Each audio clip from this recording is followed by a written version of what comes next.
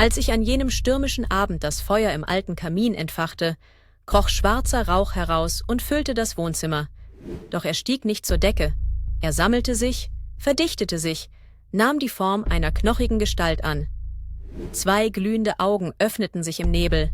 Starr vor Angst wich ich zurück, doch der Rauch kroch lautlos über den Boden, wickelte sich um meine Beine.